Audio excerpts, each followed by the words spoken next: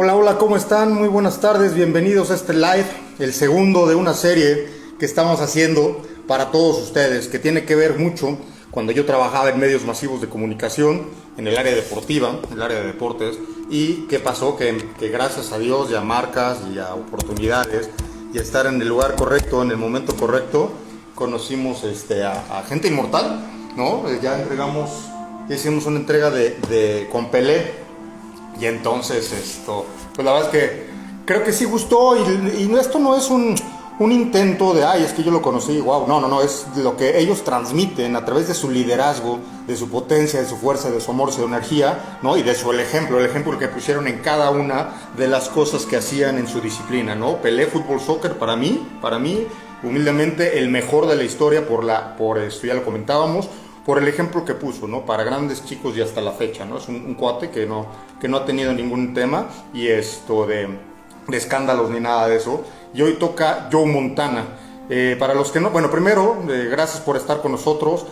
Barbie, mi coach de nutrición. Hola, hola, bienvenida. Hermanita, ¿no? ¿Cómo estás? Hello, Narura, ¿no? Entonces, bueno, síganme. Y aquí estamos. Y vamos a empezar a decir quién es Joe Montana o ¿por qué el nombre de Joe Montana es importante? Habrá mucha gente que me diga, o sea, es obvio, ¿no? Pero hay gente que no sabe ni quién es Joe Montana ni por qué esto es importante, ¿no? Joe Montana, para que sepan, estaba considerado como el mejor mariscal de campo, el mejor quarterback de la historia de la NFL hasta que antes que llegara, gracias, el señor Tom Brady. Pero antes de eso, en la década de los 80s y 90s, los 49 de San Francisco marcaron toda una era. No, eran el equipo más ganador, tenían el mejor equipo, ganaron 4 veces el Supertazón de la mano del señor Joe Montana y claro, de Jerry Rice y una serie de jugadores, pero bueno, el más importante acá era Joe Montana y un quarterback de estos que casi ya no hay. Antes, recuerden, antes no había tantas reglas para cuidar a los quarterbacks, antes les podían llegar prácticamente a matarlos y entonces era cuando venían las lesiones. Entonces, mariscales de campo como él, como un Troy Aikman, del cual hablaremos más adelante, que también tuve la oportunidad de conocer, estaban muy lesionados pues porque no tenían ninguna protección, como ahora lo tienen unos quarterbacks como Tom Brady, lo tuvo Peyton Manning, y en fin, Drew Brees, que ahora ya prácticamente los cuidan mucho antes de que les vayan a pegar, silban, lo cual yo no digo que esté mal, pero antes era otro tipo de deporte. Yo creo que no se puede comparar eras, ¿no? En ningún deporte y menos en el deporte de las tacleadas. ¿Por qué? Porque en el emparrillado se ha demostrado en varias ocasiones que si de pronto tú tenías como un tipo de lesión, tenías que seguir luchando, tenías que seguir lesionado, ¿no? Y hay varios ejemplos de estos gladiadores que salían a demostrarlo todo y en cada jugada seguir y seguir y seguir. Hay jugadores que jugaron con las costillas fracturadas y uno de ellos alguna vez fue Joe Montana. Entonces, bueno, ¿quién es Joe Montana? E insisto, ¿por qué es tan importante en el mundo de las tacleadas? Él fue mariscal de campo, jugaba con el número 16, fue 4 veces campeón con los 49 de San Francisco y además fue 2 veces MVP. ¿Qué significa esto? Most Valuable Player, el jugador más valioso del Super Bowl. Y entonces, una de las importancias que tenía, de las características más importantes que tenía el señor Joe Montana, era que era un comandante en jefe en toda la extensión de la palabra, ¿no? Para los que no entienden mucho el deporte de las tacleadas, algo importantísimo, si eres no cualquiera puede ser quarterback, ¿no? Yo no lo podría hacer. ¿Y por qué no? Porque el fútbol americano es de los deportes que se estudia para cada juego. Hay un libro que tienen todos los equipos, es más, desde categorías infantiles en México, tenemos un libro que se llama Playbook. Este Playbook tiene no solo todas las jugadas, sino las combinaciones diferentes de cada jugada. Simplemente un receptor de un chavito infantil, simplemente tiene que seguir un árbol de trayectorias que puede ser desde, 10 jugadas básicas, más otras 10 con la combinación en formaciones de gemelos, de trips, que no voy a entrar en eso, pero bueno, es todo un ajedrez. Regresando al señor Montana, el quarterback tiene que saber manejar ese ajedrez, saber qué es lo que ocurre en cada jugada, pero además entender cada una de las posiciones y saber que si el primer target que le va a lanzar no está bien o si tuviera una buena cobertura hacia él, saber qué otra jugada puede ser. Además, leer a la defensiva, todo en cuestión de 3 segundos. El quarterback en la NFL, bueno, normalmente, tienes 3 segundos, sacas la jugada y la lanzas. En 3 segundos tienes que leer todo eso. Bueno, el mejor de todos en esa época se llamaba Joe Montana. Y entonces Joe Montana era el tipo de quarterback que además, en momentos como ha pasado y que pasó en el Super Bowl, que faltaban segundos para que terminara esto. Creo que faltaban 2 minutos para que terminara ese Super Bowl y de pronto llega él, ¿no?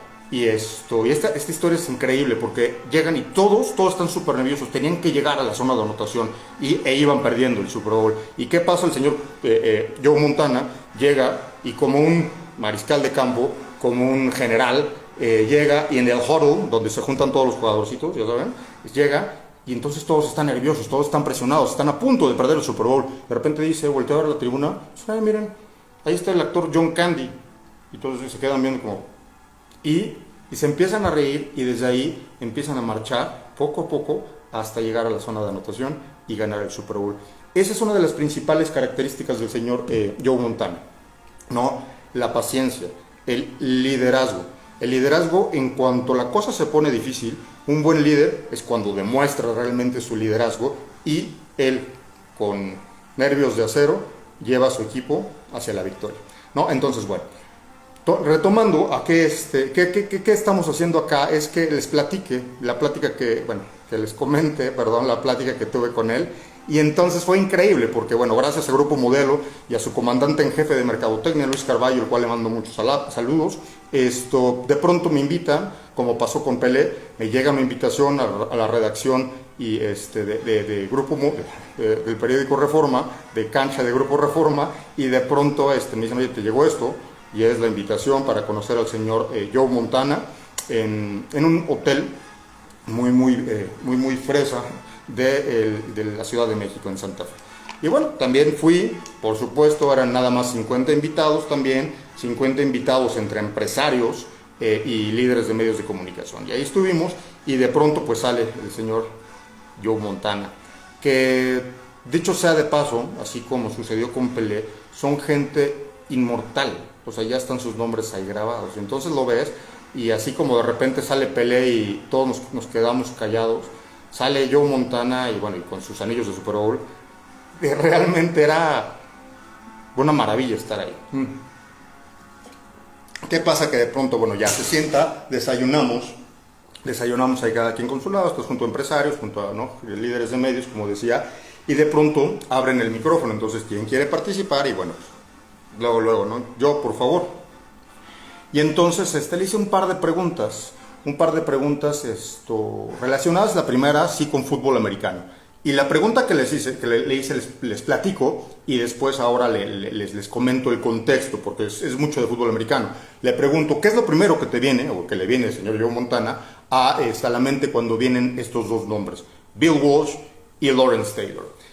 Para la gente de fútbol americano, me entenderán luego. Para la gente que no, ojo, Bill Walsh fue su head coach, su entrenador en jefe, la persona que decidió que en el draft fuera el jugador elegido de la Universidad de Notre Dame. Y entonces estuvo increíble. Entonces, bueno, la primera pregunta, ¿qué viene a tu mente cuando viene el nombre de Bill Walsh? Joe Montana, ¿no? Enfrente de mí, que además, o sea, tú dirigirte a Joe Montana y que Joe Montana te regrese la mirada y te empiece a platicar a ti, o sea, focus en ti, ¿no? Es como un poco increíble. Entonces, y más que a mí, los deportes, yo soy música y los deportes son mi religión. Y el fútbol americano y la Fórmula 1 para mí en cuanto a los deportes son lo máximo. Después viene el soccer y otras disciplinas, y el béisbol y tal. Pero el fútbol americano para mí, bueno, pues me llevó a estudiar una carrera universitaria porque me becaron en la UTLA. Entonces le preguntamos por Bill Walsh al señor Joe Montana, que contesta que, bueno, pues es respeto absoluto. Bill Walsh, que en paz descanse, le había enseñado este liderazgo a través de la paciencia, ¿no? En un campo de juego. Entonces, que además él tenía que ser el comandante en jefe. Cuando tú estás en un emparrillado, como se le dice el campo de fútbol americano, cuando tú estás ahí y eres receptor y llega un quarterback titubeante, llega un quarterback como que, ok, bueno, vamos, o habla bajito y estás en el huddle y no te transmite esa seguridad. Cuando llega un Joe Montana o un Tom Brady o un Len Dolphins, Frank Tarkenton, Bob Reese, Roger Staubach, en fin, todos ese tipo de gente, llegan y son un comandante en jefe. Así te diga, vamos a hacer la jugada más absurda, ¿no?, de la historia, que viene desde el coordinador ofensivo, obviamente, tú la haces, no dudas. Entonces, decía Joe Montana, me decía, imagínense, que era eso lo que más le aprendió, y obvio el agradecimiento de esta figura paterna de un head coach, ¿no?, que todo lo que le enseñó a través de la paciencia y dedicación, ¿no?, de la perseverancia y esa confianza que le daba, ¿no?, confianza que no todos los coaches te tienen, y menos como quarterback. Y él sí le soltaba la rienda, como se dice acá, ¿no? Le daba chances de que actuara, de que interactuara, de que se moviera, de que decidiera, ¿no? Y eso es importantísimo. Entonces, esa es la primera pregunta. La segunda, bueno, la primera parte de la pregunta. La segunda parte, cuando le dije, ¿qué viene a tu mente cuando piensas en Lawrence Taylor? Luego puso un rictus de dolor en su cara. Y sí, claro, hubo un momento en el fútbol americano que fue marcado de por vida y fue gracias al señor Lawrence Taylor. Lawrence Taylor era un defensivo, un linebacker bravísimo, bravísimo. Yo creo que, si no el más grande de la historia, uno de los más grandes, por ahí con Ray Lewis y Singletary y todo eso. Pero, ¿cuál era o sea, a ver, otra vez, los que de repente dicen, no entiendo mucho fútbol americano, es uno de los defensivos que va a matar al quarterback en muchas jugadas, no en todas, porque tienen otras labores que hacer. Pero Lawrence Taylor era famoso porque era un desalmado, era un, ¿no?, quitacabezas para los quarterbacks. Llegaba y cuando llegaba te pegaba. Y antes, insisto, las reglas lo permitían, ahorita ya no tanto. Y de hecho ya no. Entonces pues era temido, ¿no?, el linebacker central en ese momento de los Gigantes de Nueva York. Y muchas veces le pegaba en varios juegos. Ya era como el target favorito era Joe Montana. Y entonces ahí es algo importantísimo, porque Joe Montana me contesta que deberían, dice, ¿qué vino a mi cabeza? Viene dolor, porque el tipo me pegó, y me pegó cada vez que podía. Pero dice, no es el golpe lo que de pronto era tanto lo que dolía, sino era, te agarraban, te tiraban, ¿no?, hacia abajo, y ahí dejaban caer todo el peso. Estamos hablando de cuates que pesan 150 kilos de puro músculo. Y entonces ahí Joe Montana me decía, y es cuando te rompes, no es en el golpe, sino cuando te caen y te dejan caer todo su peso. Ahí es cuando oyes crujir tus huesos con el campo de juego. Y en ese momento, estamos hablando hace como 7 años, un poquito más, ahí en ese momento es cuando Joe Montana, en esa sala de ese hotel, dice, debería cambiar la regla, la NFL, y cuidar más a sus jugadores franquicias, a sus estrellas y a los quarterbacks, ¿no? No quiero decir bajo ninguna circunstancia que por eso lo hizo la NFL, pero años después, supongo que después de que muchos quarterbacks hablaron con la NFL o se les preguntó, se les consultó, se cambió la regla. Una regla que ahora, insisto, está bien para cuidar el deporte, para los antiguos, ¿no? Les encantaban los golpes y ver cómo se mataban los unos a los otros, pero no, hay que cuidar el deporte y hay que cuidar, ¿no?, a los atletas. Y entonces ahora ya es como, ya no se ven ese tipo de golpes, ¿no? Ahora los tiran, les pegan y ya ahí muere, ¿no? Antes era mucho más rudo, inclusive Joe Montana tuvo lesiones, estuvo tirado en el campo de juego, perdió el conocimiento muchísimas veces gracias a este señor Lawrence Taylor. Hasta ahí, ustedes dirán, pues está padre, está bonita la charla, pero no, viene algo importante que tiene que ver con estas entregas y tiene que ver con valores que se necesitan, valores que en la pandemia no han quedado claros y valores que tenemos que entender y valores que tenemos que transmitir a nuestros hijos, ¿no? Y ahí va. La segunda pregunta, así como pasó con Pelé, le pregunta a Joe Montana, ¿quién es el ídolo, ¿no?, de Joe Montana? Y me dice que apenas acababa de ser drafteado de Notre Dame. Drafteado significa, lo tomaron, ¿no?, los 49 de San Francisco. Y entonces, cuando ya iba a ser quarterback titular, por fin, está en su cuarto de hotel. Esto me lo contestó directamente a mí, entonces, ¿no? Le dice, ok, estoy en mi cuarto de hotel y vamos a jugar contra los Osos de Chicago. Y era un Monday Night Football. Y entonces era domingo. la noche previa al juego, y de pronto suena en mi habitación el otro, porque antes no había celulares, ¿no? Entonces suena en mi habitación el teléfono, ¿no? Del cuarto, y dice, ok, una de las reglas básicas, ¿no? En la NFL, primero, si eres quarterback de esas características, sí tienes chance de tener tu propio cuarto solo, cosa que él sí tenía.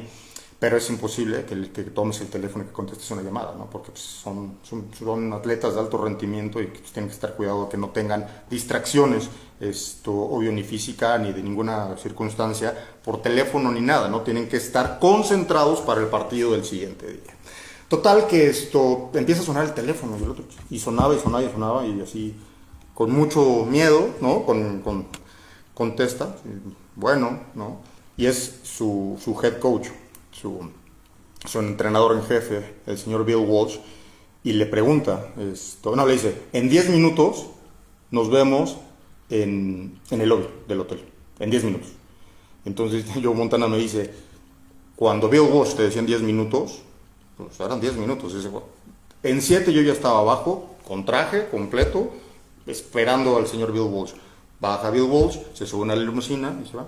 Entonces dice que en momentos muy difícil. Ojo, él era un chavito, era un novato, ¿no? Y Joe Montana, entonces está contra Bill Walsh, ¿no? Entonces, y dice que era muy chistoso porque él pensaba, dice, bueno, ¿a dónde vamos? Y si le pregunto y se enoja, o si le tengo que preguntar, o qué hago. Y dice, será momentos rarísimos y todo estaba en silencio. Y Bill Walsh dice que después ya dijo que era como parte de este entrenamiento para ver cómo actuaba Joe Montana en situaciones así.